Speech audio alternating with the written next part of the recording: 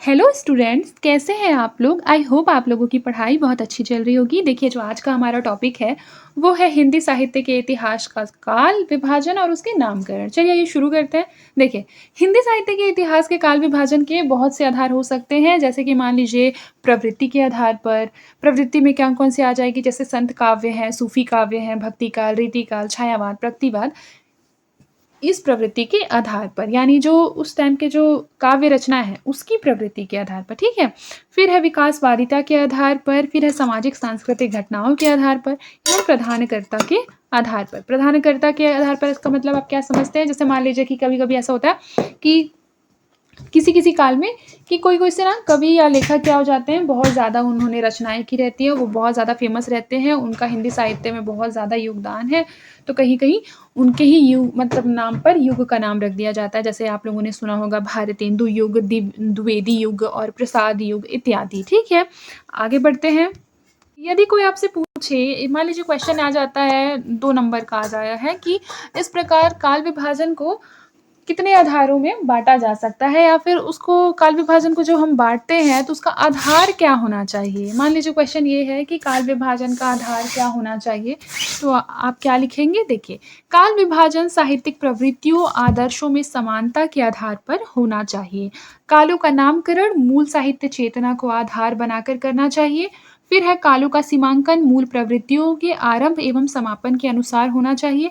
फिर है काल की मूल प्रवृत्ति का निर्धारण प्रमुख ग्रंथों के आधार पर करना चाहिए। फिर देखिए, हिंदी के प्रमुख इतिहासकारों के द्वारा किए गए काल विभाजन। हिंदी साहित्य के प्रारंभिक इतिहासकारों जैसे कि गारसा दत्तासी, शिव सिंह सेंगर से काल विभाजन का कोई प्रयास नहीं किया गया, परंतु कुछ इतिहासकारों ने काल विभाजन का प्रयास किया है। आइए देखते हैं। सबसे पहले है जॉर्ज ग्रियर्सन का काल विभाजन। देखिए, काल विभाजन के संबंध में सबसे पहला प्रयास किसने किया? जॉर्ज ग्रियर्सन ने। काल विभाजन में पूर्णतः सफल तो नहीं हो सके, फिर भी उन्होंने यथासंभव प्रयास किया था। ठीक है, उनका काल विभाजन इस प्रकार से है। सबसे पहले चारण काल, आप लोग ये समय देख लेंगे, समय सीमा। ठीक है, चारण काल। फिर है जायसी की प्रेम कविता, मुगल दरबार, रीति काव्य, 18वीं शताब्दी, महारानी विक्टोरिया के शासन में हिंदुस्तान। फिर उसके बाद देखिए 15वीं शताब्दी का धार्मिक पुनर्जागरण, ब्रज का कृष्ण संप्रदाय, तुलसीदास। फिर है तुलसी के अन्य परिवर्ती। उसके पश्चात है कंपनी के शासन में हिंदुस्तान।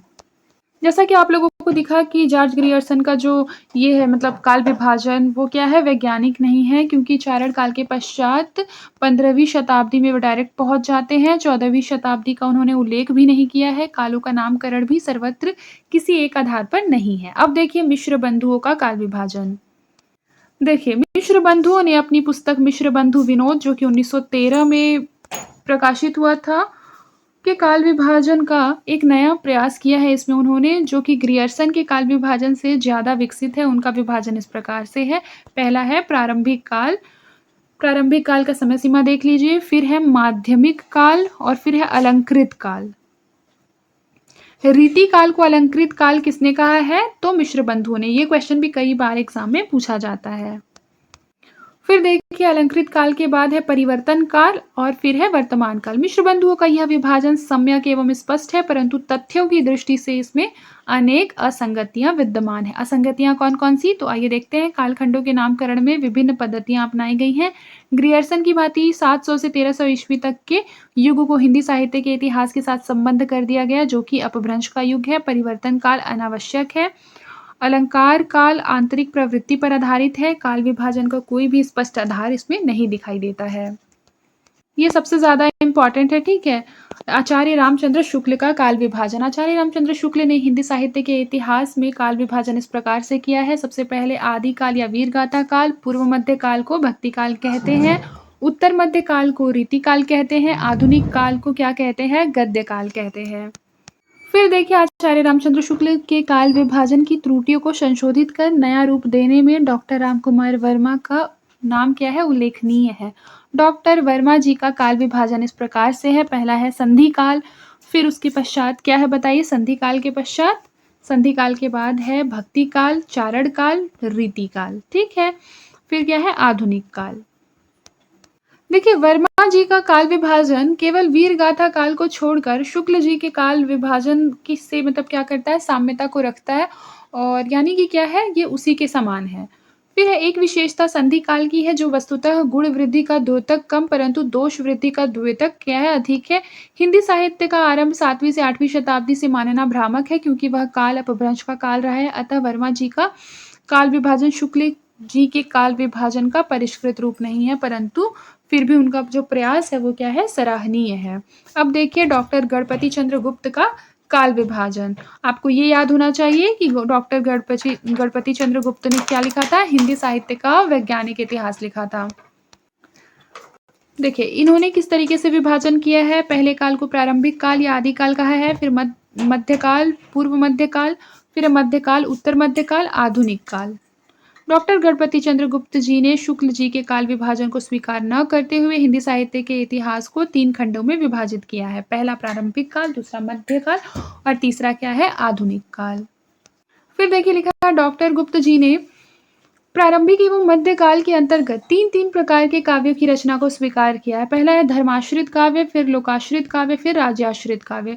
डॉक्टर गणपति चंद्र गुप्त जी ने धर्माश्रित काव्य परंपराओं के अंतर्गत 5 काव्य परंपराओं को स्वीकार करते हैं जो कि निम्नलिखित है। पहला है धार्मिक रास काव्य परंपरा, संत काव्य परंपरा, पौराणिक काव्य परंपरा, पौराणिक प्रबंध परंपरा।